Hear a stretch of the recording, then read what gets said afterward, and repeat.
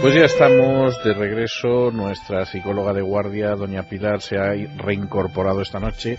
Muy buenas noches, doña Pilar. Muy buenas noches, don César, y a nuestros seguidores. Y últimamente nos han llegado bastantes preguntas relacionadas con las relaciones humanas, es decir, así en general, con el hecho de si existen diferentes tipos de relaciones humanas, de si, sobre todo, si es posible prever las respuestas que van a tener los otros en relación con las relaciones humanas, e incluso cómo se puede uno bandear, navegar en medio de las relaciones humanas para que la dirección que tengan esas relaciones sea una dirección positiva.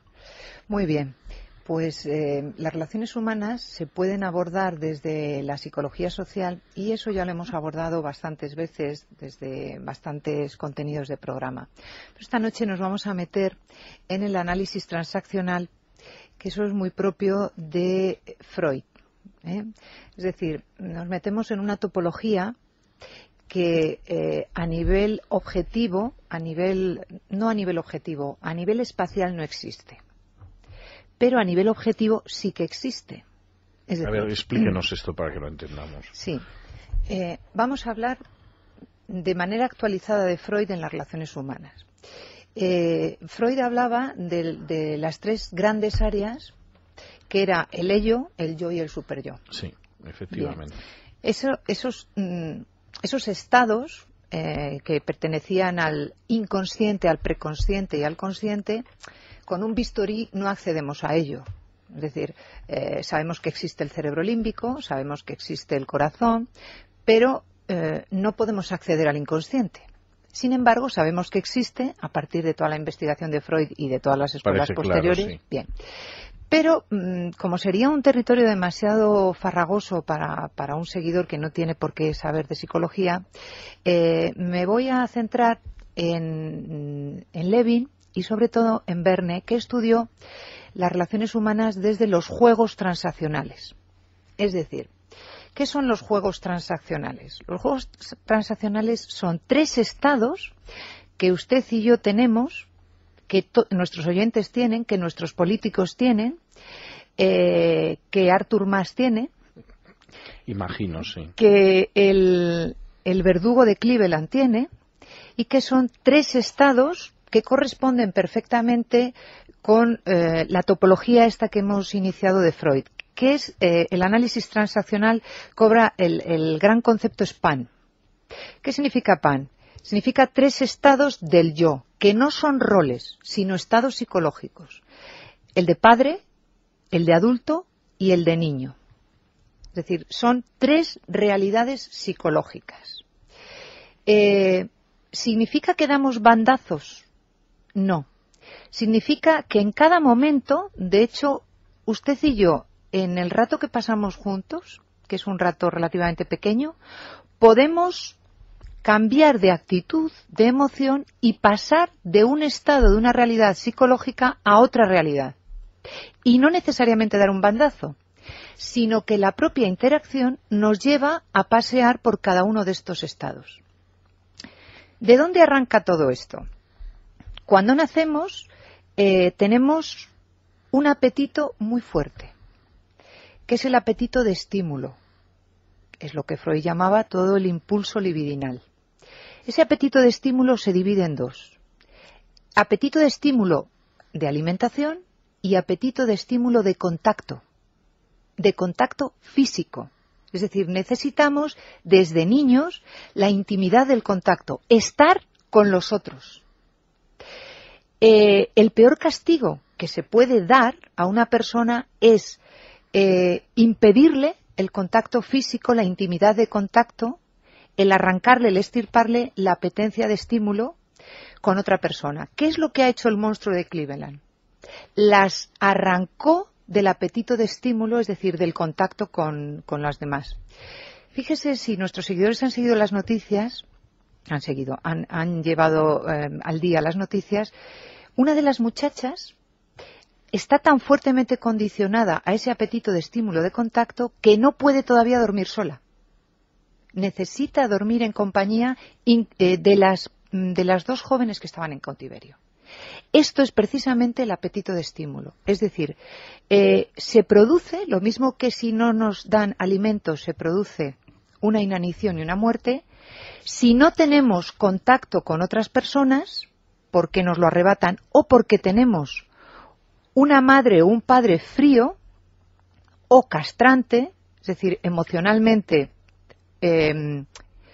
muy cauto en el establecimiento de las relaciones con los niños, podemos generar clínicamente, aunque la causalidad viene de esa crianza, podemos generar personas psicóticas. Yo he tenido pacientes que han tenido en su edad, bien entrada la juventud o principios de la edad adulta, brotes psicóticos, y analizando, es decir, cuando van a psiquiatría, efectivamente, clínicamente están afectados de un brote psicótico, pero la causalidad no es una neurología, sino una relación humana indebida en este primer estadio.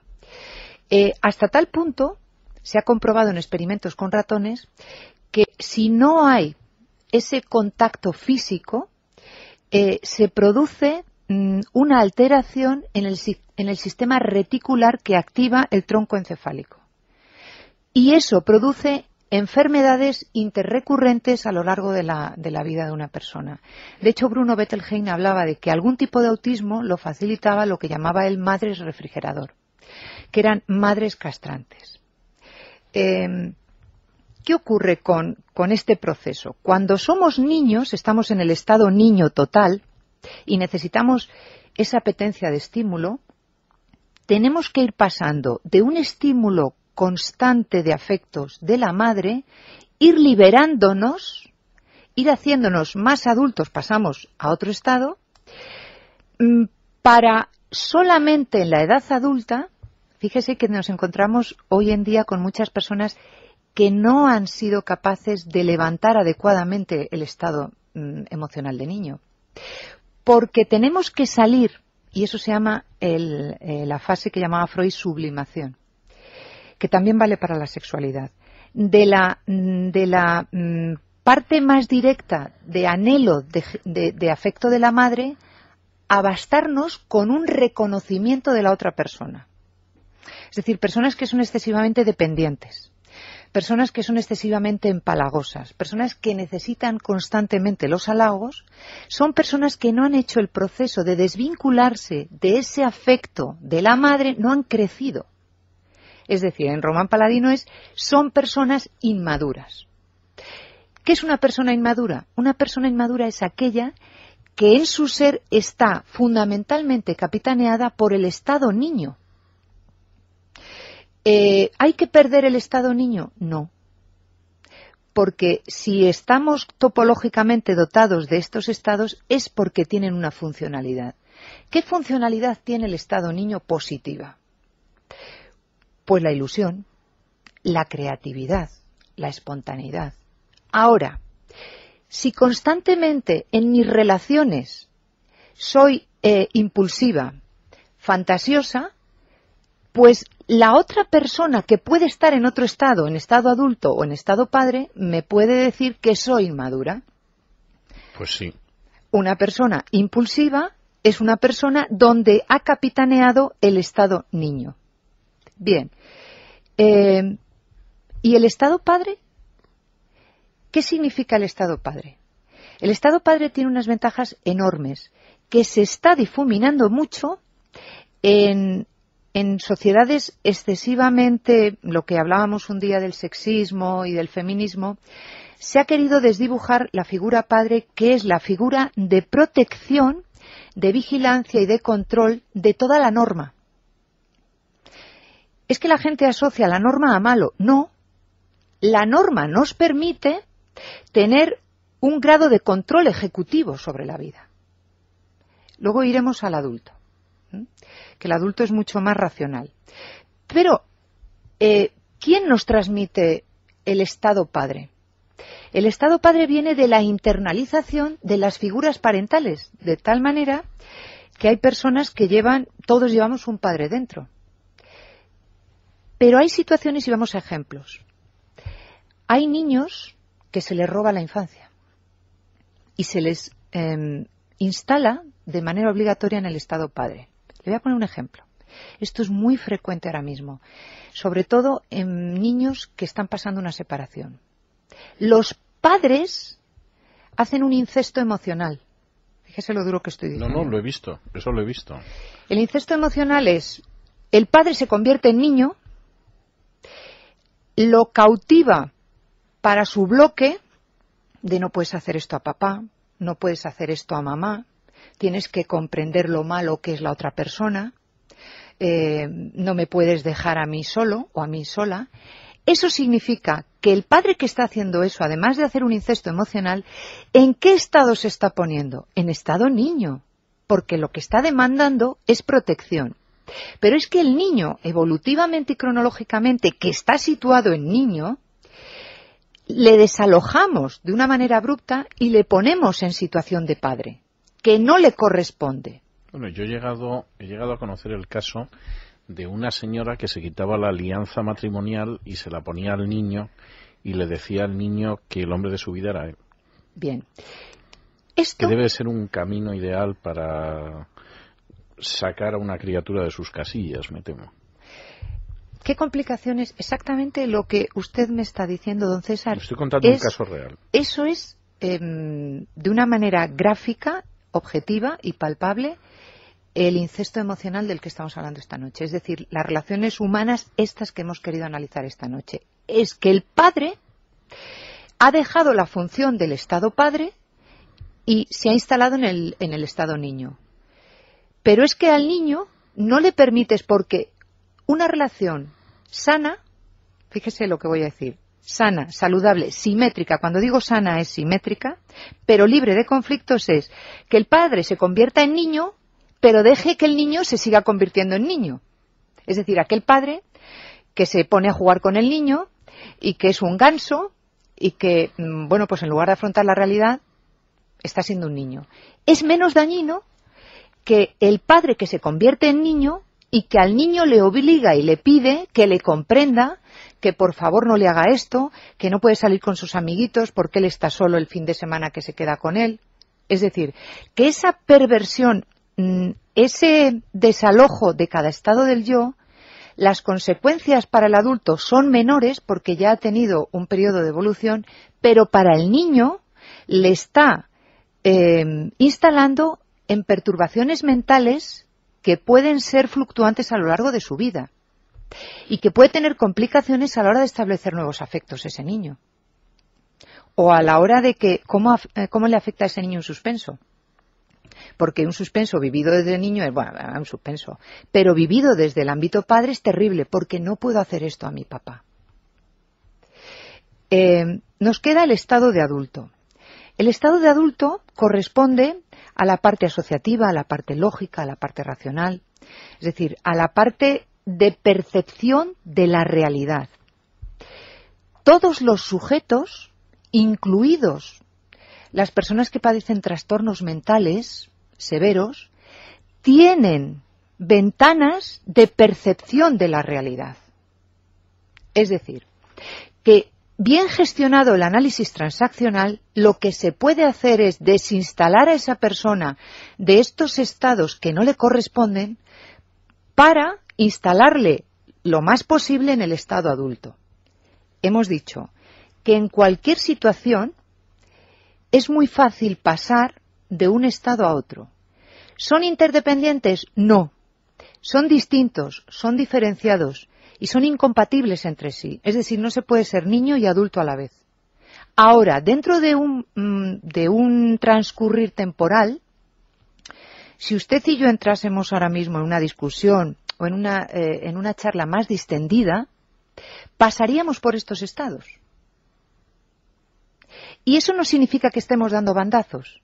Significa que estamos pasando por estados, por realidades psicológicas de adaptación. ¿A qué? Y ahora vamos, las relaciones humanas tienen 3 situaciones de compromiso de relación. Una, la material es el trabajo. 2, la social, y 3, la individual. En la material, en el trabajo, nos implica una programación de estas relaciones. El ser humano desde que nace intenta cubrir sus horas, de manera que en esa cobertura de horas se den esos contactos ¿Por qué si no hemos dicho que nos morimos no podemos estar aislados? ¿Y las personas solitarias? Las personas solitarias, con su propia fantasía, tienen cubierto ese contacto. Pero a las personas solitarias, un mínimo de contacto con un vecino en el ascensor diciendo buenos días, de adulto a adulto, le vale.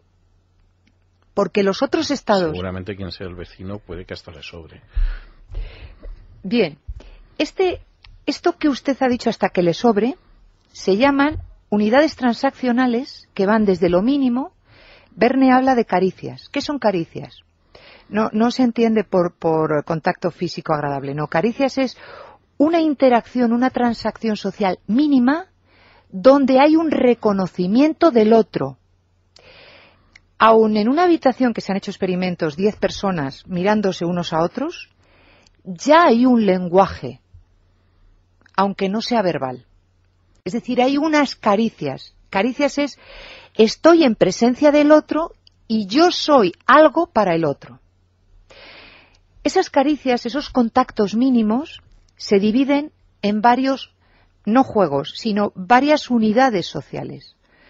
Una de ellas son los rituales y los protocolos. Los rituales y los protocolos y las tradiciones. ¿En qué se basan? Además, en todas las culturas.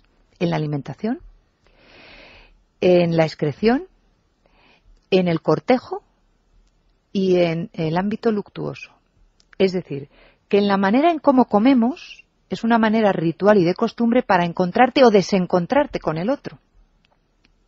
En la manera en que cortejamos, además ponía ejemplos en los países árabes, después de comer es de buen tono.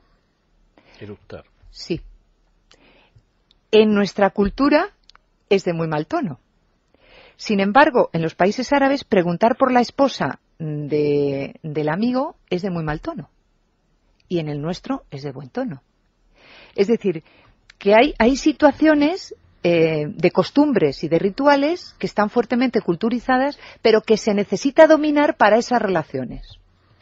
Vamos con lo siguiente, que va a ser muy divertido. De los rituales y de las costumbres pasamos a los pasatiempos. Y no me estoy refiriendo a los del periódico. ¿Qué son los pasatiempos? Los pasatiempos son situaciones que están fuertemente el inicio y el final muy ritualizados y que entre medias nos relacionamos desde adultos y suele ser en fiestas o en situaciones de ocio. Y la edad y el sexo determinan profundamente esos pasatiempos. Nos imaginamos ahora una situación social, por ejemplo, pues una fiesta donde haya canapés, donde la gente se puede mover libremente y agruparse. Siempre, este autor además es muy gracioso como describe, hay el grupo de las cenicientas, hay el grupo de los nostálgicos, hay el grupo, él lo llama, de los General Motors, hay el grupo de las asociaciones de padres y madres de familia, que cada uno tiene un protocolo, una especie de ritual de entrada. Por ejemplo, las cenicientas es, ¿dónde te has comprado esto? A partir de ahí hay una simetría de adulto a adulto. Los de General Motors, ¿cuánta potencia tiene ese coche que he visto que?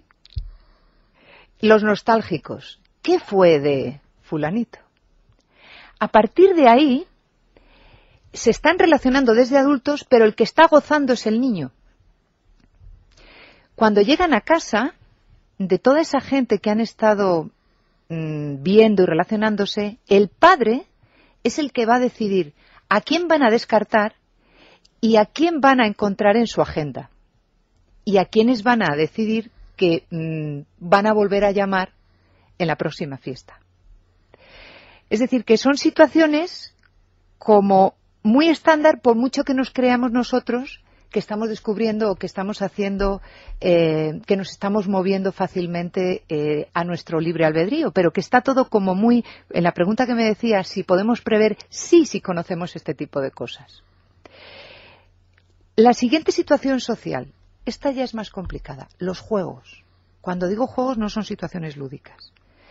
Los juegos son las interacciones donde ya no necesariamente nos podemos encontrar con una simetría. ¿Cuál es un juego simétrico de adulto a adulto? El cirujano que le dice al enfermero, el bisturí, y el bisturí aparece en la mano del cirujano. Es una relación simétrica de adulto a adulto. Otra relación simétrica no cruzada. Un niño que le dice a su mamá, mamá, tengo fiebre, dame un vaso de agua. Y la madre le da el vaso de agua. Es de niño a padre. Es esperable. Si el niño dice, dame un vaso de agua, y la madre le dice, ahora le pongo yo a jugar, don César, y la madre le dice, a ver si ya te quedas de un rato quieto, ya, porque me está molestando. De niño a niña. Ahí ya se empiezan a complicar las situaciones. Con lo cual nos metemos a ella. Situaciones que ya no son simétricas, sino que son ulteriores y angulares. Las angulares son las que lleva implícito otro juego. Por ejemplo, el de el vendedor. El vendedor oficialmente va de adulto a adulto. Si un vendedor le dice a una señora, bueno, es un buen producto, es una buena lavadora, pero creo que se le escapa de su presupuesto. Es una relación ulterior y angular. ¿Por qué? Oficialmente le está dando una información de adulto a adulto, es un buen producto. Ahí es de adulto a adulto. Pero la parte angular es, pero creo que se le va de presupuesto. Y la señora va y compra la lavadora, sabiendo que se le está yendo de presupuesto. ¿Por qué? Porque ha apelado a la niña. Ha estado tentando a la niña. El vendedor es consciente. La niña ha caído totalmente. Claro, sí. El vendedor es consciente de todo esto. No lo dominará con esta terminología, pero es consciente. Pero seguramente que habrá matrimonios escuchándonos. Interacciones cruzadas, ulteriores cruzadas, es decir, cuando uno está en un estado y otro está en otro estado. Cariño, ¿dónde están los gemelos? Lo está preguntando de adulto, ¿no? ¿Te pareces a tu madre? Es una respuesta de niña. Efectivamente. Sí, es bastante fácil de entender. ¿Cuánta víbora hay que en realidad es una niña? Claro. Qué curioso, ¿no? Claro, pero... Qué disgusto se habrá llevado alguna víbora oyéndolo, además ahora. Sí. Pero resulta que en realidad no es que sean maduras, es que son niñas. Pero sigamos analizando. Ese señor que ha preguntado de manera en estado de yo adulto, ¿dónde están mis gemelos? Y la otra ha contestado, te estás pareciendo a tu madre. Sí, bueno, es posible que ella sí se parezca a la suya. Bien. Pero sí, sí. Bien, ¿se va a quedar el señor, que no es Job, se va a quedar el señor en un estado de adulto? Ni muchísimo menos. Bueno, a lo mejor se va al bar con los amigos. Sería una posible salida. Esa salida es de niño. No digo que no. Porque la salida de adulto sería, creo que no me has oído. Te he preguntado solo dónde estaban los gemelos. Bueno, eso la víbora se lo puede tomar muy mal, ¿eh? Una respuesta ¿Qué puede de ese responder? Tipo ¿Qué puede responder? Casi con seguridad, eso es una declaración de guerra, ¿eh? Claro, porque se va a instalar aquí. Nos solemos que nos vamos a instalar ahí. No bien. la menor duda, pero eso es una interacción cruzada. Ahora vamos a la mujer que responde desde madre. Vamos al marido adulto. Cariño, ¿dónde están los gemelos? Espera un momento, que como eres un desastre, te los he guardado, espérate que te los saco, te los pongo, es que mira que eres... Es como madre. Sois los hombres, es que eres un Adán, sí. Es madre. No sé qué es peor, ¿eh? O sea, estoy pensando y sinceramente no sé qué es peor, pero bueno. Estas situaciones se pueden dar entre amigos, se pueden dar en relaciones de trabajo, entre vecinos. Ya lo creo. Efectivamente. Y esto complica muchísimo porque en esas interacciones que hemos dicho ulteriores, y que muchas de ellas también son angulares, por ejemplo, una situación angular perfecta, que yo me reía muchísimo y he pensado, digo, caramba, es verdad, el timo de la estampita. Naturalmente. Porque va completamente al niño que llevamos dentro. Por supuesto, el timo siempre va sobre esa base. Pero la base, claro, es el niño que encima cree que es listo. El niño, no, el niño que cree que está actuando de padre. Claro, claro. Y el que realmente está de padre controlador es el timador. Que oficialmente él, por eso estamos viendo la parte angular, que es la parte subliminal, oficialmente se está comunicando de adulto, pero está interpelando al niño. ¿Y cuántos han caído con el timo? Muchísimos. Eso es innumerable, sí. Claro, estas situaciones, esto se puede traspasar. Yo he estado analizando esta semana el análisis transaccional en el Congreso de los Diputados. No se puede imaginar. No, sí me lo puedo imaginar. Porque es de niño a niño. Totalmente. Pero Totalmente. es que el país necesita de adulto a adulto. Totalmente. Lo que pasa es que alguno de los niños es muy peligroso. Es decir, cuando de pronto uno de los niños aparece al día siguiente y dice aquello de yo no me puedo quedar con las nostalgias del pasado, pues ya te puedes ir tentando la cartera y escondiéndola. Porque claro, el niño puede ser muy maligno y muy perjudicial para millones de personas. Claro. Es que es tremendo, sí, sí. Muy bien, muy bien. Este ejemplo estaba en estado niño, pero angular, es decir, sí, pero de subliminal. Esos niños que le sacan los ojos a los pájaros y queman hormigas sí, y tal, o sea, no. Pero oficialmente él ¿dónde quería estar situado? Hombre, en adulto. Sí, sí. Pero lo que ha llegado es me ha escocido esto y no me quiero remontar a donde la otra persona, sí. Que también la otra persona estaba actuando de padre protector, pero en ningún caso estaban de adulto a adulto. No me cabe duda, vamos, no tengo la menor duda. Yo no tengo nada más que verlos. El problema es que son mayorcitos ya. Y además sus comportamientos no se quedan circunscritos al ámbito de la familia o al ámbito de la pareja o al ámbito de la escalera. Por desgracia afecta a muchas personas. ¿Qué está usted pidiendo, don César? ¿Qué es lo que nos están pidiendo ahora mismo nuestros oyentes? Que estemos en esta clave, que estemos en adultos. Hombre, si estuviéramos haciendo un programa de risa, pues tendríamos que tener, ojo, siempre un paso previo por el adulto. Porque el adulto es el que regula, el que equilibra al niño y al padre. Hemos dicho que no podemos perder al niño, pero si nos instalamos permanentemente, y hay países que están mucho más instalados, bueno, no tengo ninguna duda, que son culturalmente infantiles. Sí, sí, vamos, no tengo duda alguna, o sea, pero ni la menor duda. Y cuando uno escucha cómo sus ciudadanos se dedican a culpar a Dios sabe qué otro país, generalmente país que marcha mucho mejor, de sus males, no tienes la menor duda. Cuando a un niño se le dice, oye, has roto el jarrón, y dice, mentira, ha sido el empedrado, mi hermano, es lo mismo. Está haciendo de niño. Sí, sí, no me cabe la menor duda. Cruce usted el Río Grande hacia abajo y se encontrará con que hay millones y millones de personas cuyas responsabilidades las tienen siempre los Estados Unidos. Pero bueno, en España también pasa, o sea, la culpa de todo la tiene Angela Merkel últimamente. Pero bueno, históricamente la cosa ha variado. Bueno, tenemos que despedirnos, pero supongo que seguiremos hablando de esto, doña Pilar, en próximos programas. Hacemos una pausa y regresamos con nuestra tertulia de análisis político. Es la noche de César.